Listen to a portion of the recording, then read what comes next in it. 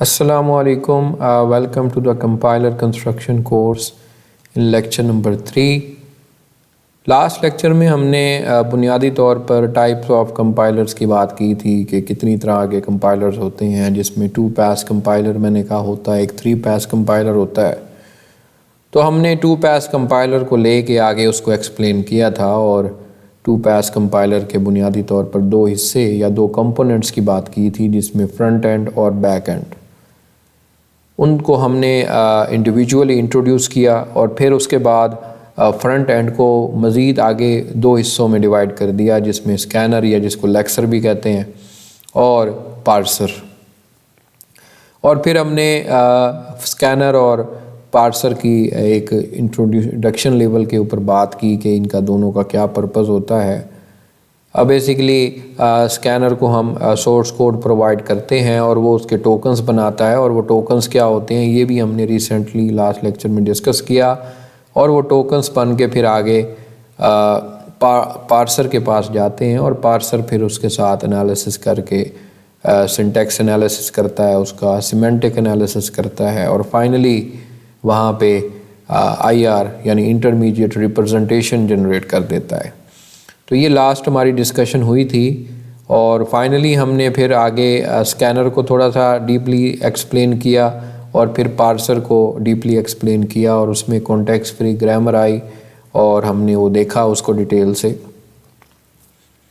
तो लास्ट में हमने बात की थी कि उस डेरिवेशन के बाद हम उस डेरिवेशन को अगर किसी एग्जांपल के ऊपर चला के रिवर्स ऑर्डर में अप्लाई करें तो बेसिकली वो एक रिवर्स ऑर्डर में ट्री बनता है। तो आपके सामने वही एग्जांपल दोबारा आई है और उस एग्जांपल को अगर आप देखें तो मैंने अभी इस ऑर्डर में इसको यूज़ करके बुनियादी तौर पर अब मैंने यहाँ एक्सप्रेशन से गोल की तरफ जाना है।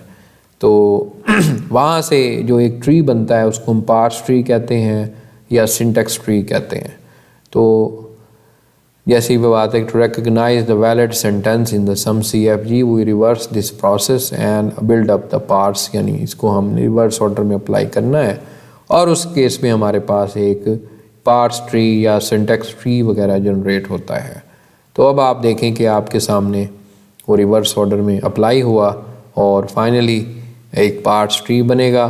यहाँ पे अब आप देखें कि अगर आप इसको टॉप से देखें तो टॉप से बेसिकली अब आप देखें कि गोल को मैंने EXPR से रिप्लेस किया, EXPR को आगे फिर 3 नॉन टर्मिनल यानी EXPR OP और टर्म्स रिप्लेस किया था, फिर आगे EXPR को EXPR OP टर्म्स रिप्लेस किया, फिर आगे EXPR को टर्म से। यहाँ पे देखें OP को मैंने माइनस से और टर्म को मैंने ID, Y से रिप्लेस किया यानी आइडेंटिफायर है ये।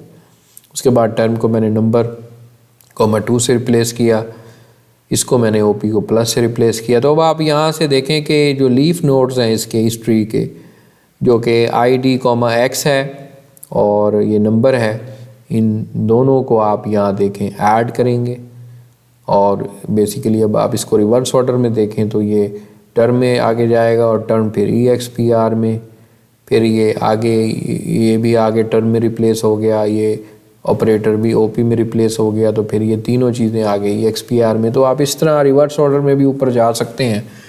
तो कहने का मतलब ये है कि पार्सर के अंदर जो मैकेनिज़्म है वो बुनियादी तौर पर रिवर्स ऑर्डर का है और ये हम इस स्टेज के ऊपर सारा प्रोसीजर तो नहीं पढ़ेंगे, ज़ाहिर है आगे इसकी डिटेल आएगी तो 1 बाय 1 ही इन चीज़ों को आगे हम एक्सप्लेन कर सकते हैं और उसका फ़ायदा भी तभी ही होगा।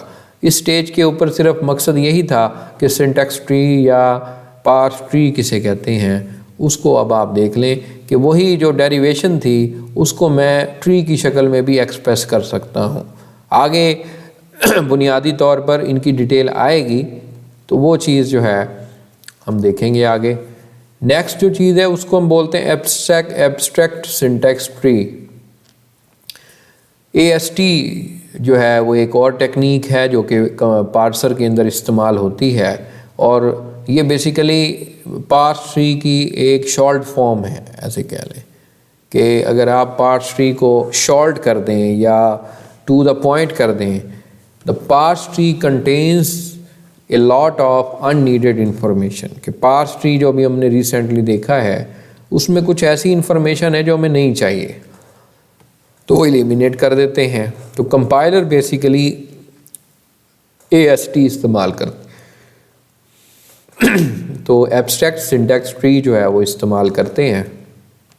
इसकी एग्जांपल अब आपके सामने, तो आप देखें कि वो सारे जो नॉन टर्मिनल थे उनको मैं अगर ख़त्म कर दूं, जो कि कंपाइलर्स के लिए कोई ख़ास ज़रूरी नहीं है, तो ये बुनियादी तौर पर टर्मिनल्स बच जाते हैं।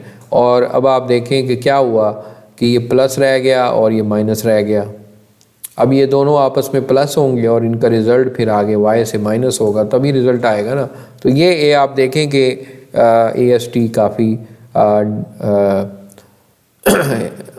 ओवरव्यू बयान कर रहा है, डिटेल नहीं है इसमें। वही बात नीचे लिखी हुई है, this is more much concise.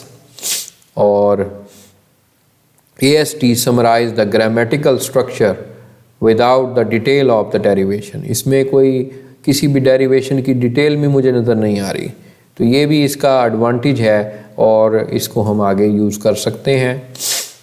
उसके बाद तीसरी बात कि AST is a one kind of intermediate representation. तो अब आप देखें कि वो जो IR जिसको हम बेनाम के तौर पर जानते थे कि जी IR ही है, क्या होती है ये IR इंटरमीडिएट रिप्रेजेंटेशन, किस शक्ल की होगी, तो उसमें से एक शक्ल जो है वो आपके सामने है AST। तो AST एक IR की फॉर्म है, और भी कई फॉर्म्स हैं IR की जो हम इस कोर्स के आखिर में जाके देखेंगे। तो उसमें कई और फॉर्म्स आएंगी जो कि कंपाइलर इस्तेमाल करता है और फिर आगे उनको प्रोसेस करता है। तो फ्रंट एंड को अभी हमने शॉर्टली डिस्कस किया है। ज़ाहिर है आगे फिर इसको हमने डिटेल से शुरू करना है अगले लेक्चर्स के अंदर। तो अब हम थोड़ा सा इंट्रोडक्शन ले लेते हैं कि बैक एंड क्या होता है। तो बैक एंड को अगर आप डीपली जाके देखें, तो जैसे हमने फ्रंट एंड को डीपली देखा कि उसमें स्कैनर होता है और आपका पार्सर होता है, लेकिन बैक एंड इन तीन चीज़ों पे मुश्तमिल होता है, जिसमें इंस्ट्रक्शन सिलेक्शन है, रजिस्टर एलोकेशन है और इंस्ट्रक्शन स्केजुलिंग है। इसके जो नाम हैं, इनके जो कंपोनेंट्स हैं बैक एंड के, उनके नाम से ज़ाहिर होगा कि हम यानी रजिस्टर्स की बात कर रहे हैं, रजिस्ट्रेशन एलोकेशन की बात कर रहे हैं, इंस्ट्रक्शंस पॉइंटर्स की बात कर रहे हैं। तो ये हम कोई असेंबली लैंग्वेज में आ गए हैं या आर्किटेक्चर में आ गए हैं। तो ये आपको मैंने शुरू में ही बताया था कि ये ज़्यादा कॉम्प्लेक्स यूनिट होता है आपके कंपाइलर्स का, और इसी को फिर हम आगे फर्दर एक्सपैंड करें तो इंस्ट्रक्शन सिलेक्शन IR बेसिकली इसको प्रोवाइड होती है। यहाँ ये इंस्ट्रक्शन सिलेक्शन करता है, फिर IR आगे जाएगी, रजिस्ट्रेशन एलोकेशन होगी, रजिस्टर एलोकेशन, उसके बाद IR आगे फॉरवर्ड होगी तो इंस्ट्रक्शन स्केजुलिंग होगी, और फाइनली यहाँ पे फिर वो मशीन कोड जो है वो जनरेट होता हुआ हमें दिखाई दे रहा है। तो उसके बाद यहाँ पे वही बात है कि आखिर में कि अगर कोई किसी स्टेज के ऊपर एरर आता है तो हम उसको डीपली जाके देखते हैं। पहली बात यह है कि translate IR into the target machine code. Overall अगर बैक एंड का काम देखें तो करता ये यही है कि IR इसको प्रोवाइड की जाती है और ये उसका टारगेट मशीन कोड जनरेट करता है। दूसरा, अगर आप इसका मोटिव देखें तो choose the machine assembly instruction to implement the each IR operation, यानी असेंबली इंस्ट्रक्शन चूज़ करना। यहाँ पे मैं थोड़ा और ज़रा आपको डिटेल बताना चाहता हूँ, जिसका ज़िक्र मैंने थोड़ा सा फर्स्ट लेक्चर में किया था। मैं आपको एक एग्जांपल के ज़रिए बताता हूँ कि सोर्स कोड की अगर एक इंस्ट्रक्शन जो है, एक ही लाइन लिखी हुई है, यही ले लें आप x + y + ये x + 2 - y, ये एक इंस्ट्रक्शन है। मेरे पास रजिस्टर्स काफ़ी सारे हैं, आर्किटेक्चर यानी प्रोसेसर के मेरे पास काफ़ी सारे रजिस्टर्स हैं, उनको मैं यूज़ करके इस इंस्ट्रक्शन को इवेल्युएट कर सकता हूँ, ये प्रोसेसर कर सकता है। तो मैं एक रजिस्टर इस्तेमाल कर लूँ या 2 कर लूँ या 3 कर लूँ, काम तो मेरा हो जाएगा। लेकिन बात ये आती है कि इंस्ट्रक्शन चूज़ करना, ट्रांसलेट करना, ये बहुत इम्पॉर्टेंट चीज़ है। ये चीज़ मैं आगे ऑप्टिमाइजेशन में मज़ीद एक्सप्लेन करूँगा कि एक मशीन की इंस्ट्रक्शन जो है वो असेंबली की इंस्ट्रक्शन पे मुश्तमिल होती है ना, कि असेंबली की इंस्ट्रक्शंस आई फिर उसको आगे मशीन के अंदर कन्वर्ट किया जाता है। तो आईआर ऑपरेशंस, हर आईआर ऑपरेशंस के ऊपर ये चीज़ तय होती है कि उस मशीन की इंस्ट्रक्शन कोरस्पॉन्डिंग असेंबली की इंस्ट्रक्शन के बराबर कौन कौन सी हो सकती है। उसमें मैं चाहे 2 रजिस्टर इस्तेमाल करके करूं तब भी हो जाएगा काम, एक के साथ भी हो जाएगा, उसमें थोड़ा एफिशिएंटली हो जाएगा। तो ये बहुत इंपॉर्टेंट चीज़ है, इसको मैं आगे फर्दर एक्सप्लेन करूँगा। दूसरा, ensure the conformance with the system interface, कि जो आपने कंपाइलर बनाया है या बनाना चाहते हैं उसका सिस्टम के साथ भी इंटरफेस ज़ाहिर है कोई होगा। यानी आप सिस्टम क्या है, आपका कंप्यूटर सिस्टम की बात हो रही है, उसमें सीपीयू, मेमोरी, इनके साथ भी काफ़ी अटैचमेंट होती है, कम्युनिकेशन होती है, तो ये भी बहुत ज़रूरी है। Decide which value keep in the register, के रजिस्टर के अंदर कौन सी वैल्यू रखनी है, कौन सी वैल्यू नहीं रखनी, कौन से रजिस्टर में वैल्यू रखनी है, 2 में रखनी है, 1 में रखनी है, ये सारा डिसीजन बेसिकली बैक एंड कर रहा होता है। तो बुनियादी जो मकसद है वो यही है कि जी ट्रांसलेशन करनी है, असेंबली कोड जनरेट करना है, असेंबली कोड जनरेट करेंगे सीपीयू को सामने रख के, सीपीयू के रजिस्टर्स को सामने रख के, मेमोरी को सामने रख के, ये सारी चीज़ें जब मैंने इसलिए तो कहा था आपको कि बैक एंड कॉम्प्लेक्स होता है। कॉम्प्लेक्स इस सेंस में क्योंकि हम जो है वो आपको पता है कि हाई लेवल लैंग्वेज समझते हैं, लो लेवल लैंग्वेज कम ही समझते हैं, हम इतनी ज़्यादा उस सेंस में नहीं इस्तेमाल कर सकते। अब आगे मैं अगर आपको एग्जांपल, अब ये बैक एंड को डिटेल से एक्सप्लेन करूं तो सबसे पहले हम ज़रा थोड़ा सा इंस्ट्रक्शन सिलेक्शन की बात कर लेते हैं कि जी इंस्ट्रक्शन सिलेक्शन क्या होती है, इसमें क्या ऐसा पॉइंट आउट होता है वो हम देखेंगे। सबसे पहले इंस्ट्रक्शन सिलेक्शन में produce fast and compact code. Instruction selection का मतलब ये है कि आपने एक यानी सोर्स कोड की इंस्ट्रक्शन आपके पास है, उसमें आगे ये तय करना है कि इस कोड को ट्रांसलेट अगर मैं करना चाहता हूँ तो मैं 2 रजिस्टर इस्तेमाल कर लूँ या 1 रजिस्टर इस्तेमाल कर लूँ। अगर फ़र्ज़ करो कि वो x+y मैं या x+y+2 ये वाली एक इंस्ट्रक्शन है, मैं अगर 2 रजिस्टर इस्तेमाल करके करता हूँ तब भी इसका रिज़ल्ट आ जाएगा। 1 रजिस्टर को ज़रा मतलब ट्रिक इस्तेमाल करके या अपनी मतलब एफिशिएंसी को इस्तेमाल करके 1 ही रजिस्टर इस्तेमाल किया तब भी रिज़ल्ट आ जाएगा। आप इनमें से जो एफिशिएंट कोड है वो ही समझेंगे, यानी फास्ट कोड होना चाहिए और कॉम्पैक्ट कोड होना चाहिए। कॉम्पैक्ट कोड का मतलब ये है कि जो भी मौजूदा हार्डवेयर है उसके ऊपर फास्टली वो रन करे।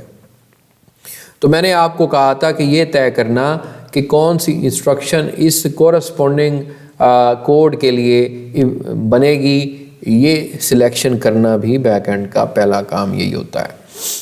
उसके बाद दूसरा काम, take advantage of the target feature such as addressing modes. अब आपने आर्किटेक्चर में एड्रेसिंग मोड्स पढ़े होंगे, उन मोड्स को इस्तेमाल करके बेसिकली मैं आगे जो हमारी कॉरस्पॉन्डिंग मशीन होती है उसका बड़ा ताल्लुक़ होता है इसके साथ, तो उस मोड को कौन सा मोड इस्तेमाल करना है और उसको कैसे हम यूज़ करेंगे ये भी इस स्टेज के ऊपर मतलब हमने देखना होता है।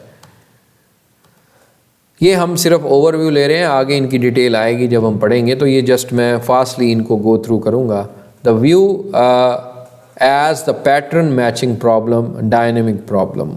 आप अगर देखें कि कुछ प्रॉब्लम्स ऐसी होती हैं जो कि डायनेमिकली रन हो रही होती हैं, यानी रन टाइम के ऊपर बहुत सारा, ये पॉलीमॉर्फिज्म की बात अगर मैं करूं तो उसमें बेसिकली पैटर्न मैचिंग प्रॉब्लम के जो पैटर्न आपको हाई लेवल लैंग्वेज में नज़र आ रहा है क्या वही पैटर्न आप मैप कर रहे हैं मशीन के ऊपर।